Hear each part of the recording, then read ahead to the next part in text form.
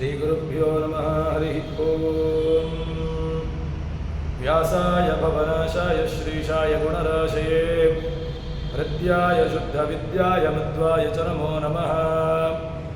बुद्धिर्बलं यशोधैर्यं निर्भयत्वम् अरोगता अजाड्यं वाक्पटुत्वं च हनुमत्स्मरणात् भवेत्। भवति तनुभावादीडनु कोऽपि वाग्मी जडमतिरपि जन्तुर्जायते प्राज्ञमूलिः सकलवचनचेतो देवता भारती सा मम वचसि धत्तां सन्निधिं मानसे च तपो विद्याविरक्त्यादिसद्गुणोघाकरार्हं वादिराजगुरून् वन्दे हयग्रीवपदाश्रयान्। मिथ्या सिद्धान्तदुर्ध्वान्तविध्वंसनविचक्षणः जयतीर्थाख्यतरणे वासतां नोरुदम्बरे। अर्थिकल्पितकल्पोऽयं प्रत्यर्थिगजकेसरी व्यासतीर्थगुरुर्भूयादस्मदिष्टार्थसिद्धये। ब्रह्मचर्य हरिप्रीतिसविद्यावादशालिनः इष्टदान् कष्टहर्तॄन्नः विद्यामान्यान् मुनीन् नुमः। श्रीगुरुभ्यो नमः। हरि ಓಂ. ಹಿಂದಿನ ಪದ್ಯದಲ್ಲಿ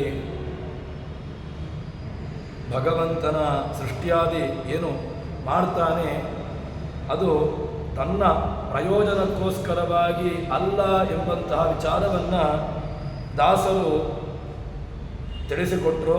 ಪದ್ಯದ ಮೂಲಕವಾಗಿ ಭಗವಂತ ಯಾಕೆ ಸೃಷ್ಟಿ ಮಾಡ್ತಾನೆ ಅಂತ ಕೇಳಿದರೆ ದೇವಸ್ಯೈಷ ಸ್ವಭಾವೋಯಂ ಆಪ್ತಗಾಮಸ್ಯ ಕಾಸ್ಪೃಹ ಎಂಬಂತಹ ಮಾತು ಹರಿವಂಶದಲ್ಲಿ ಬರುವಂತಹ ಮಾತನ್ನು ಉದಾಹರಿಸ್ತಾರೆ. ಕೆಲವರು ಭೋಗಕ್ಕೋಸ್ಕರವಾಗಿ ಎಂಬುದಾಗಿ ಹೇಳ್ತಾರೆ ಭಗವಂತನ ಸೃಷ್ಟಿಯಾದಿಗಳು. ಇನ್ನು ಕೆಲವರು ಕ್ರೀಡೆಗೋಸ್ಕರವಾಗಿ ಭಗವಂತ ಜಗತ್ತನ್ನು ಸೃಷ್ಟಿ ಮಾಡ್ತಾನೆ ಅಂತ ಹೇಳ್ತಾರೆ. ಇದು ಯಾವುದೂ ಅಲ್ಲದೆ ದೇವಶ್ರೇಷ್ಠ ಸ್ವಭಾವೋಯಂ. ಇದು ಯಾಕೆ ಮಾಡ್ತಾನೆ ಭಗವಂತ ಅಂತ ಕೇಳಿದ್ರೆ ಸ್ವಾಭಾವಿಕವಾಗಿ ಅವನಿಗೆ ಸ್ವಭಾವ ಜಗತ್ತನ್ನು ಸೃಷ್ಟಿ ಮಾಡುವಂತಹದ್ದು, ಪಾಲನೆ ಮಾಡುವಂತಹದ್ದು, ಅದನ್ನು ಸಂಹಾರ ಮಾಡುವಂತಹದ್ದು ಎಲ್ಲವೂ ಕೂಡ ಭಗವಂತನ ಸ್ವಭಾವ ಎಂಬುದಾಗಿ ದಾಸರು ಅದನ್ನು ಹೇಳುತ್ತಾರೆ. ಅದಾದ ಮೇಲೆ ಮುಂದೆ ಜಗನ್ನಾಥದಾಸರು ಭಗವಂತನ ಏನು ಕಾರ್ಯಗಳಿದೆ ಉಳಿದಂತಹ ಕೇವಲ ಜಗತ್ತಿನ ಸೃಷ್ಟಿಯಾದಿಗಳು ಮಾತ್ರವಲ್ಲದೆ ಭಗವಂತ ಮಾಡುವಂತಹ ಇತರ ಕಾರ್ಯಗಳು ಕೂಡ ಅದು ಸ್ವಪ್ರಯೋಜನರಹಿತವಾದದ್ದು. ತಾನು ಯಾವುದನ್ನು ಭೋಗಿಸ್ಕೋಸ್ಕರವಾಗಿ ಭಗವಂತ ಜಗತ್ತನ್ನು ಸೃಷ್ಟಿ ಮಾಡ್ತಾನೆ ಇಲ್ಲ. ಅದಲ್ಲದೆ ಹೇಳ್ತಾರೆ ಅಕ್ಷರೇಢ್ಯನು ಬ್ರಹ್ಮವಾಯು ತ್ರ್ಯಕ್ಷಸುರಪ ಸುರಾಸುರರುಳು ಅಧ್ಯಕ್ಷನಾಗಿದ್ದೆಲ್ಲರುಳು ವ್ಯಾಪಾರ ಮಾಡುತ್ತಿಹ ಅಕ್ಷಯ ಸುಸತ್ವಾತ್ಮಕ ಪರಾಪೇಕ್ಷೆ ಇಲ್ಲದೆ ಸರ್ವರೊಳಗೆ ವಿಲಕ್ಷಣತಾನಾಗಿ ಲೋಕವ ರಕ್ಷಿಸುತ್ತವಿಪ್ಪ. ಭಗವಂತ ಜಗತ್ತನ್ನು ಸೃಷ್ಟಿ ಮಾಡ್ತಾನೆ, ಭಗವಂತ ಜಗತ್ತನ್ನು ಪಾಲನೆ ಮಾಡ್ತಾನೆ. ಅದು ಯಾಕೆ ಮಾಡ್ತಾನೆ, ಹೇಗೆ ಮಾಡ್ತಾನೆ, ಏನು ಉದ್ದೇಶದಿಂದಾಗಿ ಮಾಡ್ತಾನೆ ಅಂತ ಕೇಳಿದರೆ ಅಕ್ಷರೇಢ್ಯನು. ಅಕ್ಷರ ಏಢ್ಯ ಅಕ್ಷರನಾಮಗಳಾಗಿರುವಂತಹ ಲಕ್ಷ್ಮೀದೇವಿ ಅವಳಿಂದ ಸ್ತುತ್ಯ. ಅಕ್ಷರೇಢ್ಯನು ಈಡಸ್ತುತವು ಅಕ್ಷರ ಈಢ್ಯ ಭಗವಂತ ಲಕ್ಷ್ಮೀದೇವಿಯಿಂದ ಸ್ತುತ್ಯ. ಅಂತಹ ಭಗವಂತ ಏನಾಗಿದ್ದಾನೆ ಅಂತ ಕೇಳಿದ್ರೆ ಬ್ರಹ್ಮವಾಯು ತ್ರ್ಯಕ್ಷ. ಬ್ರಹ್ಮ ವಾಯು ಮೂರು ಕಣ್ಣುಳ್ಳವಂತಹ ಮುಕ್ಕಣ್ಣ ರುದ್ರದೇವರು, ಸುರಪ ಅದೇ ರೀತಿಯಾಗಿ ಇಂದ್ರ, ಸುರಾಸುರ ಉಳಿದಂತಹ ಎಲ್ಲ ಸುರರಲ್ಲಿ ಅಸುರರಲ್ಲಿ ತಾನು ಇದ್ದುಕೊಂಡು ಅಧ್ಯಕ್ಷನಾಗಿ ಏನಾಗಿದ್ದಾನೆ ಅಂತ ಕೇಳಿದರೆ ತಾನು ಮುಖ್ಯವಾಗಿ ಅಧ್ಯಕ್ಷನಾಗಿದ್ದುಕೊಂಡು ತಾನೇ ಅಧ್ಯಕ್ಷನಾಗಿದ್ದುಕೊಂಡು ಎಲ್ಲರೊಳಗೆಯೂ ಕೂಡ ವ್ಯಾಪಾರ ಮಾಡುತ್ತಿಹ. ಎಲ್ಲ ರೀತಿಯಾದಂತಹ ವ್ಯಾಪಾರ, ಎಲ್ಲ ರೀತಿಯಾದಂತಹ ಕಾರ್ಯಗಳನ್ನು ಭಗವಂತ ಮಾಡ್ತಾ ಇದ್ದಾನೆ, ಮಾಡ್ತಾನೇ ಇರ್ತಾನೆ. ಸರಿ, ಎಂಥವನು ಅಂತ ಕೇಳಿದರೆ ಅಕ್ಷಯ ಸುಸತ್ವಾತ್ಮಕ. ಭಗವಂತ ಅಕ್ಷಯ ನಕ್ಷಯತೆ. ಭಗವಂತನಿಗೆ ಯಾವ ಕಾಲಕ್ಕೂ ಕೂಡ ಕ್ಷಯ ಇಲ್ಲ, ನಾಶ ಇಲ್ಲ. ಅವನು ಸುಸತ್ವಾತ್ಮಕ, ಒಳ್ಳೆಯ ಸತ್ವಾತ್ಮಕ, ಎಲ್ಲರೊಳಗಿದ್ದುಕೊಂಡು ತಾನು ಕಾರ್ಯವನ್ನು ಮಾಡ್ತಾ ಇರತಕ್ಕಂಥವನು. ಎಂಥವನು? ಪರಾಪೇಕ್ಷೆ ಇಲ್ಲದೆ ತಾನು ಕರ್ಮವನ್ನು ಮಾಡ್ತಾನಲ್ವ, ಯಾವ ರೀತಿಯಾದಂತಹ ಫಲವೂ ತಾನು ಬಯಸೋದಿಲ್ಲ. ಫಲಾಪೇಕ್ಷೆ ಇಲ್ಲದೆ ತಾನು ಯಾರಿಂದಲೂ ಕೂಡ, ನಾವಾದರೂ ಕೂಡ ಯಾರಾದರೂ ಒಬ್ಬನಿಗೆ ಉಪಕಾರವನ್ನು ಮಾಡಬೇಕು ಅಂತಾದರೆ ಅವನು ನನಗೇನು ಉಪಕಾರವನ್ನು ಮಾಡ್ತಾನೆ? ಒಬ್ಬನಿಗೆ ದಾನವನ್ನು ಕೊಟ್ಟಾಗ ಅವನು ನನಗೆ ತಿರುಗಿ ದಾನವನ್ನು ಏನಾದರೂ ಕೊಡ್ತಾನೋ ಎಂಬಂತಹ ಒಂದು ವ್ಯವಸ್ಥೆಯಲ್ಲಿ, ಮಾನಸಿಕವಾದಂತಹ ಚಿಂತನೆಯಲ್ಲಾದರೂ ಇರ್ತೇವೆ. ಆದರೆ ಭಗವಂತ ಇದ್ಯಾವುದನ್ನು ಗಣನೆಗೆ ತೆಗೆದುಕೊಳ್ಳೋದಿಲ್ಲ. ಅವನು ಏನಾಗಿರ್ತಾನೆ ಅಂತ ಕೇಳಿದರೆ ಅತ್ಯದ್ಭುತವಾಗಿ ಸಾಧು ಗುಣವುಳ್ಳವನು, ಸುಸತ್ವಾತ್ಮಕ, ಫಲಾಪೇಕ್ಷೆ ಇಲ್ಲದೆ ಯಾವುದೇ ರೀತಿಯಾದಂತಹ ಫಲಾಪೇಕ್ಷೆಯನ್ನು ತಾನು ಇಟ್ಟುಕೊಳ್ಳೋದಿಲ್ಲ. ಮತ್ತೆ ಇಡೀ ಜಗತ್ತನ್ನು ವಿಲಕ್ಷಣ ತಾನಾಗಿ ಲೋಕವ ರಕ್ಷಿಸುತ್ತಲಿಪ್ಪ. ಇಡೀ ಜಗತ್ತನ್ನು ತಾನು ರಕ್ಷಣೆ ಮಾಡ್ತಾನೆ, ಇಡೀ ಜಗತ್ತನ್ನು ತಾನು ಅದನ್ನು ಧರಿಸ್ತಾ ಇರ್ತಾನೆ ಅಂತ ಹೇಳ್ತಾರೆ. ಹೀಗೆ ಈ ಭಗವಂತನಿಗೆ ಇದಕ್ಕೆ ಏನು ಅಂತ ಕೇಳಿದರೆ, ಏನಾದರೂ ಪ್ರಮಾಣಗಳಿದೆಯೋ ಅಂತ ಕೇಳಿದರೆ, ತದನ್ನಿತ್ಯಂ ಆರಂಭಣ ಶಬ್ದಾದಿಭ್ಯ. ಭಗವಂತನಿಗೆ ಏನಾದರೂ ಸೃಷ್ಟಿ ಮಾಡಲಿಕ್ಕೆ ಇತರೆ ಒಂದು ಏನಾದರೂ ಒಂದು ಸಾಮರ್ಥ್ಯ ಬೇಕು, ಇತರೆಯವರ ಸಹಾಯ ಬೇಕು, ಇಲ್ಲವೇ ಇಲ್ಲ. ಭಗವಂತ ಏನನ್ನು ಬೇಕಾದರೂ ಸೃಷ್ಟಿ ಮಾಡಲಿ, ಆ ಸೃಷ್ಟಿ ಮಾಡ್ತಾನಲ್ವ, ಅದು ತಾನೇ ಸ್ವತಃ ಸೃಷ್ಟಿ ಮಾಡ್ತಾನೆ. ತಾನು ಇನ್ನೊಬ್ಬರ ಸಹಾಯಕ್ಕೋಸ್ಕರವಾಗಿ ಸೃಷ್ಟಿಯನ್ನು ಮಾಡುವುದು ಅಥವಾ ಇನ್ನಿತರ ಯಾವುದೋ ಒಂದು ಫಲಕ್ಕೋಸ್ಕರವಾಗಿ ಸೃಷ್ಟಿಯನ್ನು ಮಾಡುವಂತಹದ್ದು ಇಲ್ಲವೇ ಇಲ್ಲ. ತಾನು ಸೃಷ್ಟಿಯನ್ನು ಮಾಡುವಂತಹದ್ದು ಯಾವುದೇ ಫಲಾಪೇಕ್ಷೆಯನ್ನು ಇಟ್ಟುಕೊಳ್ಳದೆ ತಾನು ಸೃಷ್ಟಿಯನ್ನು ಮಾಡ್ತಾನೆ ಅಂತ ಹೇಳ್ತಾರೆ. ಅಲ್ಲ, ಭಗವಂತನಿಗೆ ಆದರೆ ಭಗವಂತನಿಗಾಗುವಾಗ ಇದು ಕೂಡುತ್ತದೆ. ಆದರೆ ಇತರೆಯವರಿಗಾಗುವಾಗ, ಇತರ ದೇವತೆಗಳಿಗಾಗುವಾಗ ಹೀಗೆ ಹೇಳಲಿಕ್ಕೆ ಬರೋದೇ ಇಲ್ಲ. ಮತ್ತೇನು ಕೇಳಿದ್ರೆ, ಅವರು ಏನನ್ನಾದರೂ ಸೃಷ್ಟಿ ಮಾಡಬೇಕು, ಅವರು ಏನನ್ನಾದರೂ ಮಾಡಬೇಕು ಅಂತ ಇದ್ರೆ ಅದಕ್ಕೆ ಭಗವಂತನ ಅನುಗ್ರಹ, ಭಗವಂತನ ಕೃಪೆ ಬೇಕೇ ಬೇಕು. ಭಗವಂತನ ಅನುಗ್ರಹವಿಲ್ಲದೆ ಇತರೆಯವರು ಯಾರೂ ಕೂಡ ಯಾವುದೇ ರೀತಿಯಾದಂತಹ ಒಂದು ಕರ್ಮವನ್ನ, ಕೆಲಸವನ್ನ ಮಾಡಲಿಕ್ಕೆ ಸಾಧ್ಯವೇ ಇಲ್ಲ ಎಂಬುದನ್ನು ಹೇಳ್ತಾರೆ. ಮಯ್ಯಾಧ್ಯಕ್ಷೇಣ ಪ್ರಕೃತಿ ಸೂಯತೆ ಸಚರಾಚರಂ ಹೇತುನಾನೇನ ಕೌಂತೆಯ ಜಗದ್ವಿ ಪರಿವರ್ತತೆ. ಗೀತೆಯ ಮಾತು. ಮಯಾಧ್ಯಕ್ಷೇಣ, ಇಡೀ ಅಧ್ಯಕ್ಷ ಸ್ಥಾನ ನಾನು. ಜಗತ್ತಿಗೆ ಅಧ್ಯಕ್ಷ ಯಾರು ಕೇಳಿದರೆ ನನ್ನ ಅಧ್ಯಕ್ಷ ಸ್ಥಾನದಲ್ಲಿ ನಾನು ಇಡೀ ಜಗತ್ತಿಗೆ ಅಧ್ಯಕ್ಷನಾಗಿದ್ದುಕೊಂಡು ಇಡೀ ಜಗತ್ತನ್ನು ನಡೆಸುವಂತಹದ್ದು. ಸೂಯತೆ ಸಚರಾಚರಂ, ಪ್ರಕೃತಿ ಸೂಯತೆ, ಜಗತ್ತು ಸೃಷ್ಟಿಯಾಗ್ತದೆ. ಅಕ್ಷರನಾಮಕರಾಗಿರತಕ್ಕಂತಹ ಲಕ್ಷ್ಮೀದೇವಿಯಿಂದ ಜಗತ್ತು ಸೂಯತೆ, ಅವಳನ್ನ ಇಟ್ಟುಕೊಂಡು ಭಗವಂತ ಸೃಷ್ಟಿಯನ್ನು ಮಾಡ್ತಾನೆ. ಹೇತುನಾನೇನ ಕೌಂತೆಯ, ಈ ಒಂದು ಹೇತುವಿನಿಂದಾಗಿ ಭಗವಂತ ಎಲ್ಲ ಜಗತ್ತನ್ನ ನಡೆಸಿಕೊಂಡು ಹೋಗುತ್ತಾನೆ ಎಂಬುದಾಗಿ ಹೇಳ್ತಾರೆ. ಹಾಗಿದ್ರೆ ಇತರೆಯವರಿಗೆ ಭಗವಂತನ ನೆರವಿಲ್ಲದೆ ಏನನ್ನೂ ಕೂಡ ಮಾಡಲಿಕ್ಕೆ ಸಾಧ್ಯ ಇಲ್ಲ. ಆದರೆ ಭಗವಂತನಿಗೆ ಮಾತ್ರ ಇತರೆಯವರ ನೆರವು ಬೇಕಾಗಿಲ್ಲ ಎಂಬುದು ಸ್ಪಷ್ಟವಾಗಿ ಸಿದ್ಧವಾಗುವಂತಹದ್ದು. ಹೀಗೆ ಭಗವಂತ ಇರ್ತಾನೆ. ಫಲವಿದು ಬಾಳುವುದಕ್ಕೆ ಎಂಬಂತಹ ಪದ್ಯದಲ್ಲಿ ಹೇಳ್ತಾರೆ, ಪಕ್ಷ್ಮಗಳಕ್ಷಿಗಳದಲಿಪ್ಪ ತಕ್ಷರ ಪುರುಷನಪೇಕ್ಷೆಯಲಿ ಕುಕ್ಷಿಯೊಳಬ್ಜತ್ರಕ್ಷಾಗಾದ್ಯ ಮರದ ಈಕ್ಷಿಸಿ ಕರುಣದಿ ರಕ್ಷಿಪನೆಂಬುದೇ. ಭಗವಂತ ಎಲ್ಲ ದೇವತೆಗಳನ್ನು, ದೇವಾನುದೇವತೆಗಳನ್ನು ಕೂಡ ಭಗವಂತ ರಕ್ಷಣೆ ಮಾಡ್ತಾನೆ. ಅವರ ಮೂಲಕವಾಗಿ ಸೃಷ್ಟಿಯಾದಿಗಳನ್ನು ಮಾಡಿಸ್ತಾನೆ. ಅವರ ಮೂಲಕವಾಗಿ ಬೇರೆ ಬೇರೆ ರೀತಿಯಾದಂತಹ ಕಾರ್ಯಗಳನ್ನು ಮಾಡಿಸ್ತಾನೆ. ತಾನು ಮಾತ್ರ ಒಬ್ಬನೇ ತಾನು ಪರಮ ಮುಖ್ಯನಾಗಿ ತಾನಿರ್ತಾನೆ ಎಂಬುದಾಗಿ ಹೇಳುತ್ತಾರೆ. ಇಂತಹ ಭಗವಂತ ಯಾವುದೇ ರೀತಿಯಾದಂತಹ ವ್ಯವಸ್ಥೆಯಲ್ಲಿಯೂ ಕೂಡ ಯಾರ ಒಂದು ಅಧೀನವಾಗಿಯೂ ಕೂಡ ತಾನಿರೋದಿಲ್ಲ. ತಾನು ಇರುವಂತಹದ್ದು ಸ್ವಾಧೀನವಾಗಿ ತನ್ನ ಅಧೀನವಾಗಿ ತಾನಿರುವಂತಹದ್ದು ಎಂಬುದಾಗಿ ದಾಸರು ನಮಗೆ ತಿಳಿಸಿಕೊಡ್ತಾರೆ. ಅದಾದ ಮೇಲೆ ಲಕ್ಷ್ಮೀ ಸರಸ್ವತಿ ಇವರಲ್ಲಿ ಭಗವಂತನ ಸ್ತ್ರೀ ರೂಪಗಳ ಹೇಗೆ ವ್ಯಾಪಾರ, ಭಗವಂತ ಅಲ್ಲಿಯೂ ಕೂಡ ಇರ್ತಾನಲ್ವ, ಅಲ್ಲಿ ಭಗವಂತನ ವ್ಯಾಪಾರ ಹೇಗಿರ್ತದೆ ಅಂತ ಕೇಳಿದ್ರೆ, ಶ್ರೀ ಸರಸ್ವತಿ ಭಾರತಿ ಗಿರಿಜಾ ಶಚಿ ಶತಿರೋಹಿಣಿ ಸನ್ಯಾಸದ ರೂಪಾದ್ಯಕಿಳ ಸ್ತ್ರೀಯರುಳು ಸ್ತ್ರೀ ರೂಪವಾದವಾಗಿದ್ದೆಲ್ಲರಿಗೆ ವಿಶ್ವಾಸದಿಂದಲೇ ಕೊಟ್ಟು ಅವರ ಅಭಿಲಾಷೆಗಳ ಪೂರೈಸುತ್ತಿಪ್ಪನು ಯೋಗ್ಯತೆಗಳರಿತು.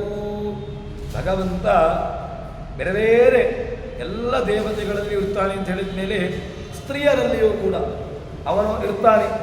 ಹೇಗೆ ಅಂತ ಕೇಳಿದ್ರೆ ಹೇಳುತ್ತಾರೆ, ಶ್ರೀ ಲಕ್ಷ್ಮೀದೇವಿ, ಸರಸ್ವತಿ, ಭಾರತಿ, ರುದ್ರಪತ್ನಿಯಾಗಿರತಕ್ಕಂತಹ ಪಾರ್ವತಿ, ಅದೇ ಇಂದ್ರಪತ್ನಿಯಾಗಿರತಕ್ಕಂತಹ ಶಚಿ, ಇನ್ನು ಕಾಮನ ಮಡದಿಯಾಗಿರತಕ್ಕಂತಹ ರತೀದೇವಿ, ರೋಹಿಣಿ, ಚಂದ್ರನ ಮಡದಿಯಾಗಿರ್ತಕ್ಕಂತಹ ರೋಹಿಣೀ ದೇವಿ, ಸಂಜ್ಞಾ, ಶತವಿರೂಪ, ಹೀಗೆ ಎಲ್ಲ ರೂಪಗಳಲ್ಲಿಯೂ ಕೂಡ ಎಲ್ಲ ಸ್ತ್ರೀಯರಲ್ಲಿಯೂ ಕೂಡ ತಾನು ಸ್ತ್ರೀರೂಪನಾಗಿ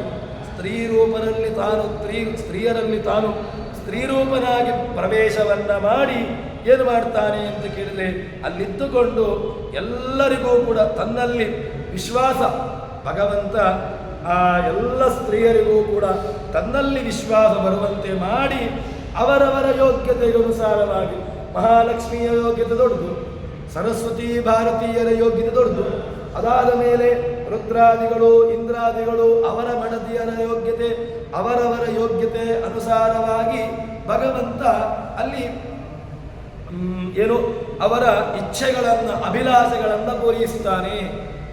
ಅಧ್ಯಾಪಕರು ಎಲ್ಲರನ್ನೂ ಸಮಾನವಾಗಿ ನೋಡ್ತಾ ಕೂತ್ಕೊಂಡ್ರೆ ಅಧ್ಯಾಪಕರು ಎಲ್ಲರಿಗೂ ಕೂಡ ಸಮಾನ ಅಂಕ, ಎಲ್ಲರಿಗೂ 100, ಯಾರಿಗೂ ಕೂಡ ಅನುತ್ತೀರ್ಣ ಎಂಬುದ ಇಲ್ಲವೇ ಇಲ್ಲ, ಎಲ್ಲರೂ ಉತ್ತೀರ್ಣರಾಗಿ ಬಿಟ್ರೆ ಹಾಗಿದ್ರೆ ಜಗತ್ತು, ಹಾಗಿದ್ರೆ ಒಂದು ಸಂಸ್ಥೆ ನಡೀಲಿಕ್ಕೆ ಸಾಧ್ಯ ಇಲ್ಲ.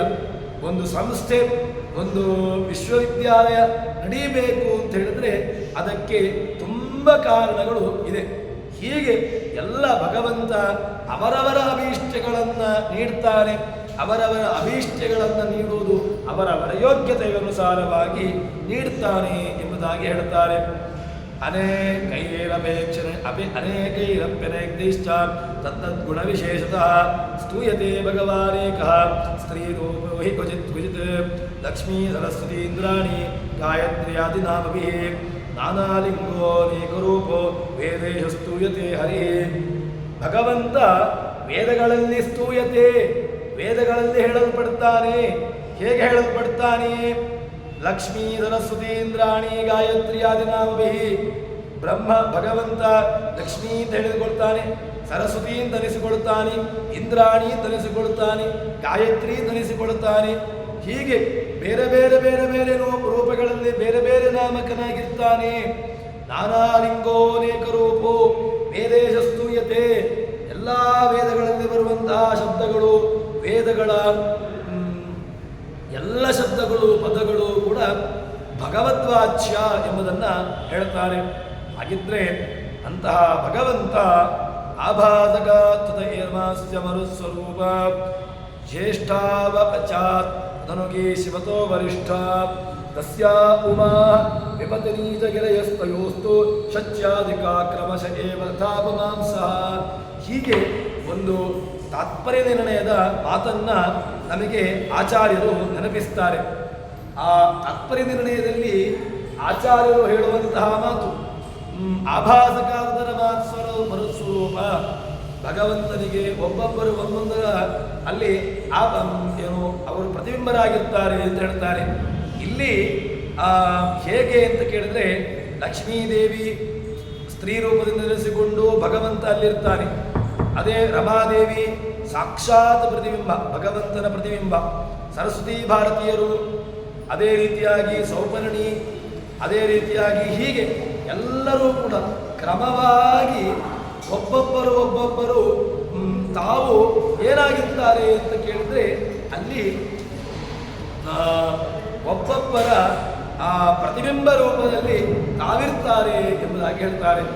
ಆದ್ದರಿಂದ ನಾವು ಭಗವಂತನನ್ನ ಚಿಂತನೆ ಮಾಡುವಾಗ, ಭಗವಂತನನ್ನ ಚಿಂತಿಸುವಾಗ ಒಳ್ಳೆಯ ರೀತಿಯಲ್ಲಿ ಭಗವದ ಆರಾಧನೆಯನ್ನು, ಭಗವತ್ ಚಿಂತನೆಯನ್ನು ನಡೆಸಬೇಕು ಎಂಬುದಾಗಿ ದಾಸರು ನಮಗೆ ಕೊಡುವಂತಹ ದೊಡ್ಡ ಒಂದು ಚಿಂತನೆ.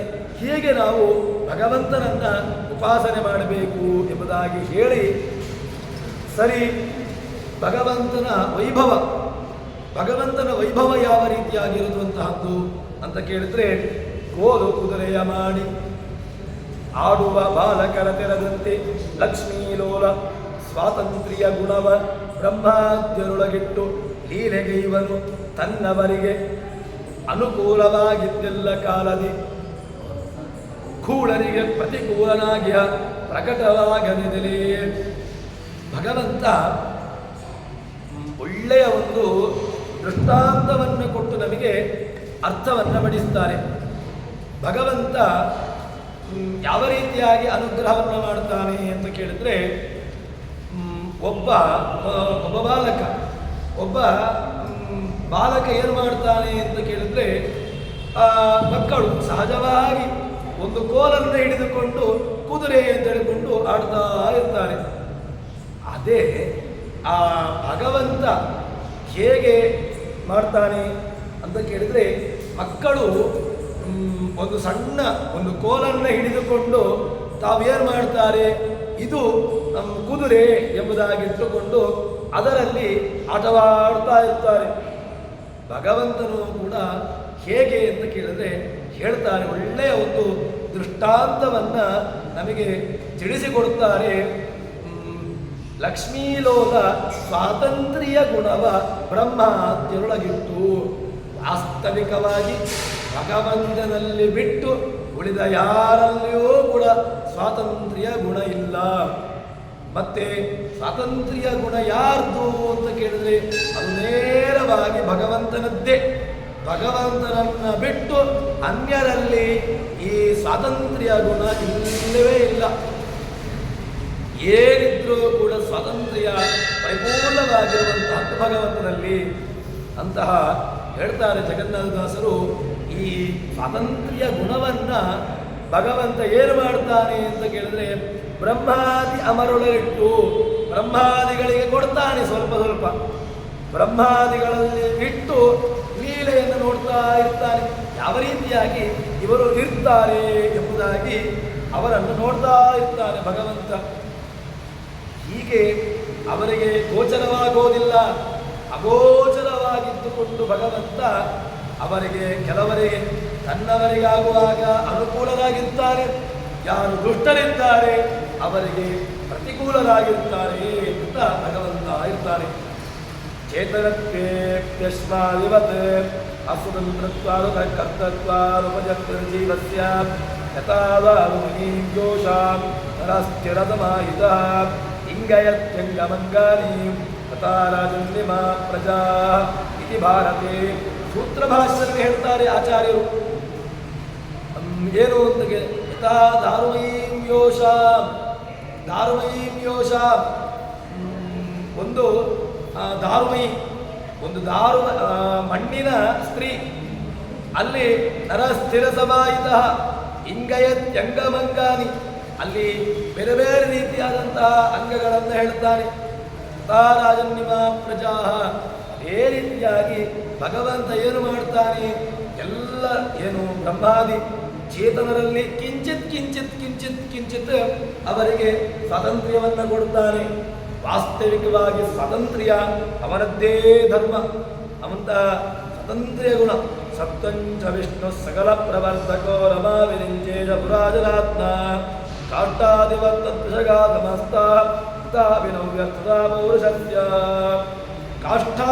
ತದ್ವಶಗಾ. ಹೇಗೆ ಅಂತ ಕೇಳಿದ್ರೆ ಇಡೀ ಜಗತ್ತು ಭಗವಂತನ ವಶದಲ್ಲಿದೆ. ಹೇಗೆ ಅಂತ ಕೇಳಿದ್ರೆ ಒಳ್ಳೆಯ ದೃಷ್ಟಾಂತವನ್ನು ಕೊಡ್ತಾರೆ. ಒಂದು ಮಗು, ಆ ಮಗು ತನ್ನ ಕೈಯಲ್ಲಿ ಒಂದು ಕೋಲನ್ನು ಹಿಡ್ಕೊಂಡಿರ್ತದೆ. ಆ ಕೋಲನ್ನು ಹಿಡಿದುಕೊಂಡು ಆ ಮಗು ಇದು ಕುದುರೆ ಎಂಬುದಾಗಿ ಆಟವಾಡ್ತಾ ಇರ್ತದೆ. ವಾಸ್ತವಿಕವಾಗಿ ಅದು ಕುದುರೆಯ ಅಂತ ಕೇಳಿದ್ರೆ ಅದು ಕುದುರೆಯಲ್ಲ, ಅದು ಕುದುರೆ ಅಂತ ಹೇಳಿಕೊಂಡು ಅದರಲ್ಲಿ ಆಟವಾಡ್ತಾ ಇರ್ತದೆ. ಹಾಗೆ ಭಗವಂತ ಏನು ಮಾಡ್ತಾನೆ ಅಂತ ಕೇಳಿದ್ರೆ ಚೇತನದಲ್ಲಿ ಬ್ರಹ್ಮಾದಿ ಅಖಿಲ ಚೇತನದಲ್ಲಿ ಕಿಂಚಿತ್ ಸ್ವಾತಂತ್ರ್ಯವನ್ನು ಕೊಟ್ಟು ತಾನು ಹೇಗಿರ್ತಾನೆ ಎಂಬುದಾಗಿ ನೋಡ್ತಾ ಇರ್ತಾನೆ. ಕೋಲು ಜಡ, ವಾಸ್ತವಿಕವಾಗಿ ಎಲ್ಲವೂ ಜಡವೇ. ಆ ಜಡವಾಗಿರ್ತಕ್ಕಂತಹ ಪದಾರ್ಥದಲ್ಲಿ ಜೀವರ ಅನುಗ್ರಹದಿಂದಾಗಿ ಜೀವ ಆ ಕೋಲನ್ನು ಎತ್ತಿಕೊಂಡಾಗ ಅದರಲ್ಲಿ ಪ್ರವೃತ್ತಿಗಳು ಬರ್ತದಲ್ವ, ಅದೇ ರೀತಿಯಾಗಿ ಭಗವಂತ ಬ್ರಹ್ಮಾದಿ ಅಖಿಲ ಚೇತನದಲ್ಲಿ ತಾನು ಇದ್ದುಕೊಂಡು ಬೇರೆ ಬೇರೆ ಬೇರೆ ಬೇರೆ ರೀತಿಯಾದಂತಹ ತಾನು ಏನು ಮಾಡ್ತಾನೆ, ಪ್ರವೃತ್ತಿಗಳನ್ನು ಮಾಡಿಸ್ತಾನೆ ಎಂಬುದಾಗಿ ಹೇಳ್ತಾರೆ. ಇದಕ್ಕೆ ಏನು ಅಂತ ಕೇಳಿದ್ರೆ ಒಂದು ವಿಚಾರವನ್ನು ಹೇಳ್ತಾರೆ. ಭೂತೇರಿದಾಶ್ರೀರಸ್ಯ ಹಿ ದೃಷ್ಟೋ ಈಕ್ಷಾ ಬಭೂವರ ನಾಮ ನಿಮೇಶಕಾಂತಿ. ಭಗವಂತ ಬೇರೆ ಬೇರೆ ರೀತಿಯಾದಂತಹ ವ್ಯಾಪಾರಗಳನ್ನು ಮಾಡುತ್ತಾನೆ. ಆ ಎಲ್ಲ ವ್ಯಾಪಾರಗಳು ಕೂಡ ಸಾತ್ವಿಕರಿಗೆ, ಸಜ್ಜನರಿಗೆ ಅನುಕೂಲ. ಯಾರು ದುರ್ಜನರಿದ್ದಾರೆ ಅವರಿಗೆ ಅದು ಪ್ರತಿಕೂಲ. ಇದು ಹೇಳ್ತಾರೆ ಪರಿತ್ರಾಣಾಯ ಸಾಧೂನಾಂ ವಿನಾಶಾಯ ದುಷ್ಕೃತ, ಕೃಷ್ಣನ ಮಾತು. ಅದನ್ನೇ ಇಲ್ಲಿ ಹೇಳ್ತಾರೆ, ಲೀಲೆಗೈವರು ತನ್ನವರಿಗೂ ಅನುಕೂಲ. ಯಾರಿಗೆ ತನ್ನವರಿದ್ದಾರೆ, ಯಾರು ಸಜ್ಜನರಿದ್ದಾರೆ, ಯಾರು ಸಾತ್ವಿಕರಿದ್ದಾರೆ ಅವರಿಗೆ ಭಗವಂತ ಅನುಕೂಲನಾಗಿರ್ತಾನೆ. ಯಾರು ತನ್ನವರಲ್ವೋ, ಯಾರು ಭಗವಂತನನ್ನ ದ್ವೇಷ ಮಾಡ್ತಾರೋ, ಯಾರು ಭಗವಂತನಿಗೆ ವಿರುದ್ಧವಾಗಿರ್ತಾರೋ ಅವರಿಗೆ ಭಗವಂತ ಪ್ರತಿಕೂಲನಾಗಿರ್ತಾನೆ. ಯಂ ಯಥಾ ಉಪಾಸತೆ ತಥೈವ ಭವತಿ ತದೇವ ಭವತಿ. ಯಾರು ನೀನು ಹೇಗೆ ಯಾರನ್ನು ನೋಡ್ತೀಯೋ ಅದೇ ನಿನಗೆ ಲಭಿಸುವಂತಹದ್ದು. ದೂರತರಂ ಯತ್ತು ತದೇವಾಂತಿಕ ಮಂತಿಕಾ. ಕೃಷ್ಣ ಬೇರೆ ಬೇರೆ ಆಚಾರ್ಯರ ಮಾತು, ಕೃಷ್ಣನ ಮಾತು ಎಲ್ಲವೂ ಕೂಡ ನಮಗೆ ಇದು ನೆನಪಿಸಿಕೊಡುವಂತಹದ್ದು. ಭಗವಂತ ದೂರತರಂ ಯತ್ತು. ದೂರ ಅಂತ ಕೇಳಿದ್ರೆ ಅವನು ತುಂಬ ದೂರ. ಎಲ್ಲಿದ್ದಾನೆ? ಎಷ್ಟೋ ಮೈಲಿ ದೂರದಲ್ಲಿ ವೈಕುಂಠದಲ್ಲಿ, ಜಲದ್ವೀಪ ಅನಂತಾಸನ ವೈಕುಂಠದಲ್ಲಿ ವಿರಾಜಮಾನನಾಗಿದ್ದಾನೆ. ಆದರೆ ತಾನು ದೇವಾಂತಿಕ ಯಾರು ತನ್ನವರು ಹತ್ತಿರದಲ್ಲಿದ್ದಾರೆ, ಯಾರಿಗೆ ತನ್ನ ಹತ್ತಿರದಲ್ಲಿರ್ಲಿಕ್ಕಾಗ್ತದೆ ಅಂಥವರಿಗೆ ತದೇವಾಂತಿಕ ಅವರಿಗೆ ತುಂಬ ಹತ್ತಿರದಲ್ಲಿದ್ದಾನೆ ಭಗವಂತ.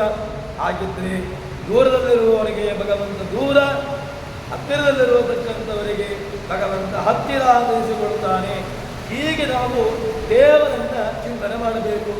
ದೇವರನ್ನ ಯಾಕೆ ನಾವು ಉಪಾಸನೆ ಮಾಡಬೇಕು ಅಂತ ಕೇಳಿದ್ರೆ ಇದೆ. ಭಗವಂತ ಪರಿತ್ರಾಣಾಯ ಸಾಧೂನಾಂ, ತನ್ನವರಿಗೆ ರಕ್ಷಣೆ ಕೊಡ್ತಾನೆ. ವಿನಾಶಾಯ ದುಷ್ಕೃತ, ತನ್ನಗೆ ವಿರುದ್ಧವಾಗಿರತಕ್ಕಂಥವರು, ತನ್ನನ್ನು ಯಾರು ವಿರುದ್ಧವಾಗಿ ಉಪಾಸನೆ ಮಾಡ್ತಾರೆ ಅವರಿಗೆ ಭಗವಂತ ಶಿಕ್ಷೆಯನ್ನು ಕೊಟ್ಟು ಅವರ ಯೋಗ್ಯವಾದಂತಹ ಗತಿಯನ್ನು ನೀಡುತ್ತಾನೆ. ಹೀಗೆ ನಾವು ದೇವರನ್ನ ಚಿಂತನೆ ನಡೆಸಬೇಕು ಅಂತ ಹೇಳ್ತಾರೆ. ಹಾಗಿದ್ರೆ ಬ್ರಹ್ಮಾದಿ ಅಖಿಲ ಸ್ವಾತಂತ್ರ್ಯ ಇಲ್ಲ. ಹಾಗಿದ್ರೆ ಸ್ವಾತಂತ್ರ್ಯ ಯಾರ್ದು ಅಂತ ಕೇಳಿದ್ರೆ ಭಗವಂತನಂದೇ ಸ್ವಾತಂತ್ರ್ಯ. ಭಗವಂತನಲ್ಲಿರತಕ್ಕಂತಹ ಸ್ವಾತಂತ್ರ್ಯ ಅವರಿಗೆ ಕೊಟ್ಟು ಲೀಲೆಯನ್ನು ಮಾಡ್ತಾ ಇರ್ತಾನೆ ಎಂಬುದನ್ನು ಹೇಳ್ತಾರೆ. ಭಗವಂತ ಎಲ್ಲವನ್ನೂ ಮಾಡಿಸುವವನೇ ಅಂತಾದರೆ, ಒಳ್ಳೆಯದು ಅವನದ್ದೇ, ಕೆಟ್ಟದು ಅವನಿಗೆ ಅಂತಾದರೆ ಎಲ್ಲವೂ ಅವನಿಗೆ ಬಿಟ್ಟು ಬಿಡುವ. ನಮ್ದೇನು, ನಾವಿಲ್ಲೇ ಇಲ್ಲಲ್ಲ ಆಗಿದ್ರೆ ಅಂತ ಕೇಳಿದ್ರೆ ಸೌಪರ್ಣಿವರ ವಾಹನ ನಾನಾ ರೂಪನಾಮದಿ ಕರೆಸುವವರ ಸಮೀಪದಲ್ಲಿದ್ದ ಕೆಲ ವ್ಯಾಪಾರಗಳ ಮಾಡುವನು. ಪಾಪ ಪುಣ್ಯಗಳೆರಡು ಅವರ ಸ್ವರೂಪಗಳನ್ನು ಸರಿಸಿ ಗುಣಿಪ ಪರೋಪಕಾರಿ ಪರೇಶ ಪೂರ್ಣಾನಂದ ಜ್ಞಾನಘನ ಭಗವಂತ ದೂರಾದ್ಭುತನಂ ಯತ್ತು ದೇವಾಂತಿಕವಂತಿಕಾ ದೂರಾದ್ಭುತನಂ ದೂರ ಅಂದರೆ ದೂರ, ಹತ್ತಿರ ಅದನ್ನು ಕೊಡ್ತಿದ್ದಾದರೆ ಹತ್ತಿರ. ಹೀಗೆ ನೀನು ಭಗವಂತ ಅನಾರೋಪಗಳಲ್ಲಿ ತಾನು ನಾನಾ ಶಬ್ದಗಳಿಂದ ನಾನಾ ಹೆಸರಿಂದ ಭಗವಂತ ಕರೆಸಲ್ಪಡುತ್ತಾನೆ. ಎಲ್ಲಿದ್ದಾನೆ ಕೇಳಿದರೆ ಸಮೀಪದಲ್ಲಿದ್ದಾನೆ, ಎಲ್ಲರ ಸಮೀಪದಲ್ಲಿಯೂ ಕೊಡದಾನಿದ್ದಾನೆ. ಸಮೀಪದಲ್ಲಿದ್ದುಕೊಂಡು ಏನು ಮಾಡುತ್ತಾನೆ? ಅಖಿಲ ವ್ಯಾಪಾರಗಳ ಮಾಡುವನು. ಎಲ್ಲರ ಜೀವನಗಳ ವ್ಯಾಪಾರ ನಡೆಯುವುದು ಯಾರಿಂದ? ಅವನಿಂದ ವ್ಯಾಪಾರ ಮಾಡುವನು. ಪಾಪ ಪುಣ್ಯಗಳೆರಡು, ಪಾಪವನ್ನು ಮಾಡಿಸ್ತಾನೆ. ನಾರಾಯಣಾಯ ಅಖಿಲ ಪೂರ್ಣ ಗುಣಾರ್ಣವಾಯ ವಿಶ್ವೋದಯ ಸ್ಥಳಯೋನ್ಯತೆ ಮೃದಾಯ ಅಂತ ಹೇಳಿದಾಗ ಅಲ್ಲಿ ವಿಬೋಧಾದುರ ಸೌಖ್ಯ ದುಃಖ, ವಿಬೋಧಾದುರ ಸೌಖ್ಯ ದುಃಖ ಅಂತ ಹೇಳಿದಾಗ ಒಳ್ಳೆಯವರಿಗೆ ಒಳ್ಳೆಯದನ್ನು ಮಾಡಿಸ್ತಾನೆ, ಕೆಟ್ಟವರ ಕೈಯಲ್ಲಿ ಕೆಟ್ಟದ್ದನ್ನು ಮಾಡಿಸ್ತಾನೆ. ಮಾಡಿಸಿ ಅವರವರಿಗೆ ಸ್ವರೂಪಕ್ಕೆ ಅದು ಯಾರಿಗೆ ಕೊಡ್ತಾನೆ? ಅವರಿಗೇ ಕೊಡುವುದು. ಯಾರದನ್ನೋ ಯಾರಿಗೂ ಕೊಡುವಂಥದ್ದಿಲ್ವೇ ಇಲ್ಲ. ಯಾರಿಗೆ ಕೊಡಬೇಕಿತ್ತೋ ಅವರಿಗೇ ಅದರ ಫಲವನ್ನು ಕೊಡ್ತಾನೆ. ಹೀಗೆ ಭಗವಂತ ಇದ್ದುಕೊಂಡು ಪರೋಪಕಾರಿ ಸರ್ವೋತ್ತಮ ಭಗವಂತ ಏನಾಗಿದ್ದಾನೆ ಅಂತ ಕೇಳಿದ್ರೆ ಸರ್ವೋತ್ತಮನಾಗಿದ್ದಾನೆ, ಸರ್ವಸ್ವಾಮಿ. ಅವನು ಇಡೀ ಜಗತ್ತಿಗೆ ಪಾಪ ಪುಣ್ಯಗಳೆರಡು ಅವರ ಸ್ವರೂಪಗಳಲ್ಲಿ ಕುಣಿಪ ಪರೋಪಕಾರಿ ಪರೇಶ ಭಗವಂತ ಪರೇಶ ಶ್ರೇಷ್ಠವಾದಂಥವನು. ಪೂರ್ಣಾನಂದ ಭಗವಂತ ಪೂರ್ಣಾನಂದನಾಗಿರ್ತಕ್ಕಂಥವನು. ಜ್ಞಾನಗಣ ಅಂತ ಜ್ಞಾನ ಸ್ವರೂಪನಾಗಿರ್ತಕ್ಕಂಥವನು ಎಂಬುದಾಗಿ ಹೇಳ್ತಾರೆ. ಪರೋಪಕಾರ ಅಂತ ಹೇಳಿದ್ರೆ ಏನು? ಪರೋಪಕಾರ ಭಗವಂತ ಅವತಾರ ಮಾಡ್ತಾನಲ್ವಾ? ಯಾರಿಗೋಸ್ಕರ ಅವತಾರ ಮಾಡಿದ್ದು? ನನಗೋಸ್ಕರ ಅವತಾರ ಮಾಡಿದ್ದ ಅಂತ ಕೇಳಿದ್ರೆ ಅಲ್ಲ. ದೇವತೆಗಳು ಪ್ರಾರ್ಥನೆ ಮಾಡಿದ್ರು, ಭಗವಂತ ಬಂದ. ನಾನು ಬಂದದ್ದು ಅವರಿಗೋಸ್ಕರವಾಗಿ ಹೊರತು ನನಗೋಸ್ಕರ ಅಲ್ಲ. ಪರೋಪಕಾರ ಅಂದರೆ ಎಲ್ಲರಿಗೂ ಕೂಡ ಭಗವಂತ ಉಪಕಾರಿಯೇ, ಯಾರಿಗೂ ಕೂಡ ಭಗವಂತ ಅಪಕಾರವನ್ನು ಮಾಡೋದೇ ಇಲ್ಲ. ಅಲ್ಲ, ದುಷ್ಟರಿಗೆ ಅಪಕಾರವನ್ನು ಮಾಡ್ತಾನೆ, ಅವರಿಗೂ ಕೂಡ ಭಗವಂತ ಕೆಟ್ಟವರಿಗೂ ಕೂಡ ಕೆಟ್ಟದನ್ನು ಯಾಕೆ ಬಯಸಬೇಕು? ನಮ್ಮದೊಂದು ಸಿದ್ಧಾಂತ ಉಂಟಲ್ವ, ಏನು ಅಂತ ಕೇಳಿದ್ರೆ ಕೆಟ್ಟವರಿಗೂ ಕೂಡ ಒಳ್ಳೆಯದನ್ನೇ ಬಲಿಸು ಹೇಳಿದ್ರೆ ಅದು ಆಗೋದಿಲ್ಲ. ಯಾಕೆ ಅಂತ ಕೇಳಿದ್ರೆ ಅವನ ಸ್ವರೂಪದಲ್ಲಿಯೇ ಕೆಟ್ಟತನ ಇದ್ದರೆ ಹಾಗಲಕಾಯಿ ಉಂಟು. ಹಾಗಲಕಾಯಿಗೆ ನೀವು ಬೆಲ್ಲದ ನೀರನ್ನು ಹಾಕಿದರೆ ಹಾಗಲಕಾಯಿ ಹೋಗಿ ಅದು ಸಿಹಿಯಾದಂತಹ ಒಂದು ಫಲವನ್ನು ಕೊಡಲಿಕ್ಕೆ ಸಾಧ್ಯ ಇದೆಯೋ? ಬೇವಿನ ಮರ ಇದೆ, ಬೇವಿನ ಮರಕ್ಕೆ ಬೇವಿನ ಬೀಜವನ್ನು ಹಾಕಿ ನಾನು ಅಲ್ಲಿ ಬೇವು ಕಹಿಯಾಗಬಾರದು, ಬೇವು ಸಿಹಿಯಾಗಿ ಬರಬೇಕು ಎಂಬಂತಹ ದೃಷ್ಟಿಯಿಂದಾಗಿ ಅದನ್ನು ಬೀಜವಾಗಿರುವ ಕಾಲದಿಂದ ಅದಕ್ಕೆ ಸಿಹಿಯಾಗಿರಂತಹ ಬೆಲ್ಲದ ನೀರನ್ನು ಅಥವಾ ಇನ್ನಿತರ ಸಕ್ಕರೆಯ ನೀರನ್ನು ಅಥವಾ ಅದನ್ನು ಗಿಡವಾಗಿದ್ದಾಗ ಅದಕ್ಕೆ ನೀರನ್ನು ಹಾಕದೆ ಅದಕ್ಕೆ ಕೇವಲ ಬೆಲ್ಲದ ನೀರನ್ನು ಹಾಕಿಕೊಂಡು ಬಂದರೆ ಬೇವು ಹೋಗಿ ಅದು ಸಿಹಿಯಾಗಲಿಕ್ಕೆ ಸಾಧ್ಯ ಇದೆಯಾ? ಆ ಹಾಗಲಕಾಯಿಯ ಸ್ವರೂಪ ವ್ಯತ್ಯಾಸವಾಗಿ ಅದು ಏನಾದರೂ ಕೂಡ ವ್ಯತ್ಯಾಸವಾಗ್ತದ? ಅದೇ ರೀತಿಯಾಗಿ ಸ್ವರೂಪದಲ್ಲಿಯೇ ದುಷ್ಟತನ ಇತ್ತು ಅಂತಾದರೆ ಸ್ವಾಭಾವಿಕವಾಗಿ ದುಷ್ಟ ಅಂತ ಆಗಿದ್ರೆ ಏನು ನೀನು ತಲೆ ಕೆಳಗೆ ಮಾಡಿ ಕಾಲ ಮೇಲೆ ಮಾಡಿದ್ರು ಕೂಡ ಅವರ ಸ್ವರೂಪ ಚೇಂಜ್ ಆಗುವುದಿಲ್ಲ, ವ್ಯತ್ಯಾಸ ಆಗುವುದಿಲ್ಲ. ಹಾಗಿದ್ರೆ ಭಗವಂತ ಪಕ್ಷಪಾತ ಮಾಡುತ್ತಾನೆ? ಇಲ್ಲವೇ ಇಲ್ಲ. ಭಗವಂತನಿಗೆ ನಿಷ್ಪಕ್ಷಪಾತಿ.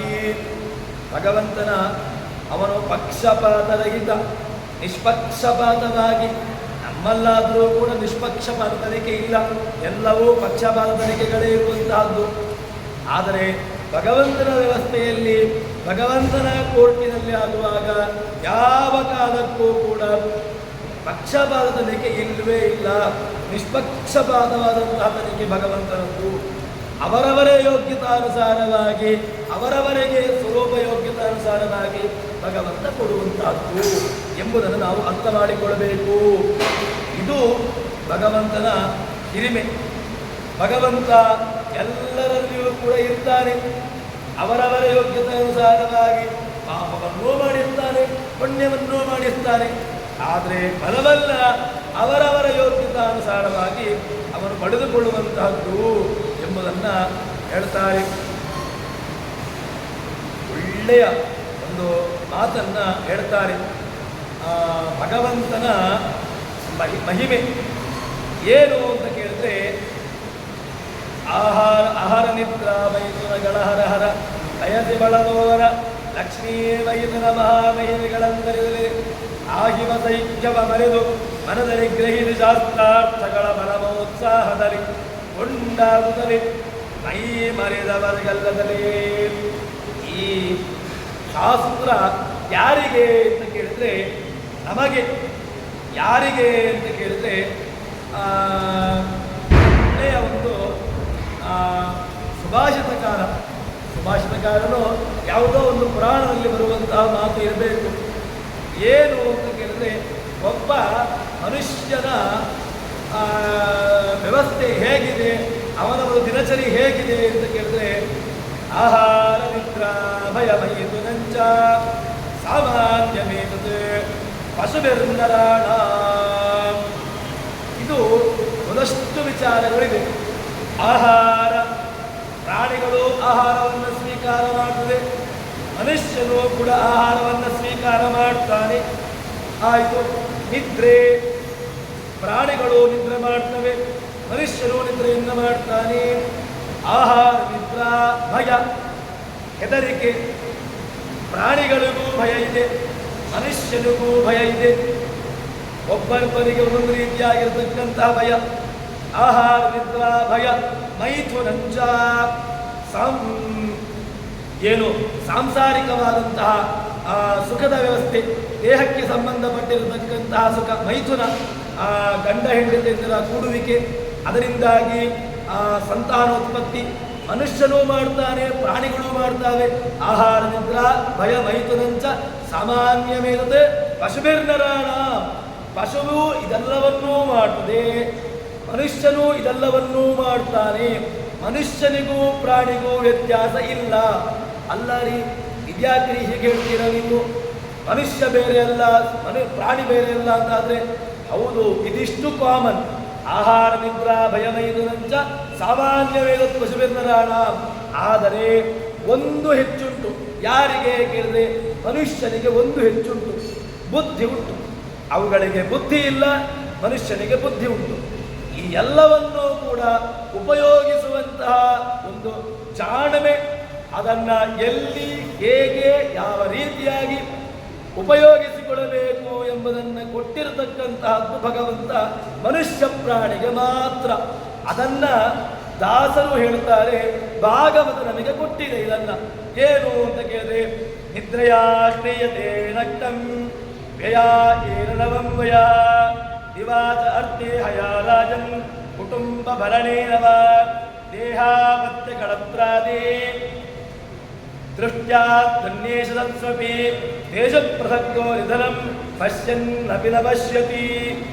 ನಮ್ಮ ಡೈಲಿ ರುಟೀನ್ ಕೊಡ್ತಾರೆ, ಭಾಗವತಗಾರರು ಕೊಡ್ತಾರೆ. ವೇದವ್ಯಾಸರು ಹೇಳ್ತಾರೆ, ನಿದ್ರೆಯಾ ಕ್ರಿಯತೆ ನಕ್ತವೋ. ಮಲ್ಕೊಳ್ತೇನೆ, ಬೆಳಗ್ಗಿನಿಂದ ಸಾಯಂಕಾಲ ತನಕ ಮಲ್ಕೊಳ್ಳಿಕ್ಕೆ ಬಿಟ್ಟರೆ ಎಷ್ಟೊತ್ತು ಮಲ್ಕೊಳ್ತೇವೆ. ಆದರೆ ನಕ್ತಂ, ನಮ್ಮ ವಯಸ್ಸು ಕ್ರಿಯತೆ ನಕ್ತಂ, ರಾತ್ರಿ ಹೊತ್ತು ಮಲಗಿಯೇ ಹೋಗುತ್ತದೆ. ಮತ್ತೆ ವ್ಯಯ ಏಳನವಂಬಯ, ವಯಸ್ಸಿನ ಕಾಲದಲ್ಲಿ ಆ ವಯಸ್ಸು ಅಂತ ಹೇಳಿಕೊಂಡು ಹೋಯಿತು.